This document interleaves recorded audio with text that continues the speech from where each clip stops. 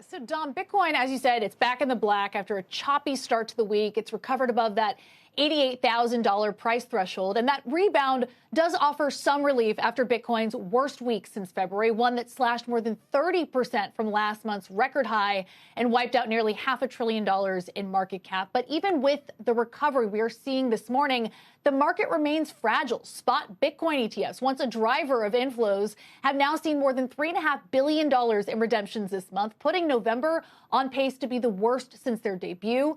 You've got analysts at Deutsche Bank and RBC saying that this latest bounce may not hold. They point to a broader risk-off mood, investors retreating to the sidelines, and then signs of fatigue after months of relentless bullish momentum. Analysts also warn that these flows are becoming self-reinforcing. So as prices drop, more capital exits, which in turn pressures the price. Citi is estimating that for every $1 billion pulled from the ETFs, Bitcoin falls about 3.4%. But Friday brought hope of stabilization.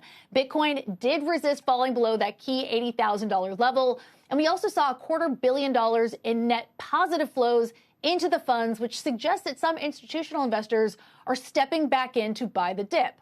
But even with gains today, there are macro forces weighing on sentiment, with Bitcoin behaving less like digital gold and more like a high beta tech stock, closely tracking the NASDAQ 100, which jumped higher this morning, led by a rally in Alphabet. So we're going to have to wait and see if this latest recovery will be enough to bring investors off the sidelines.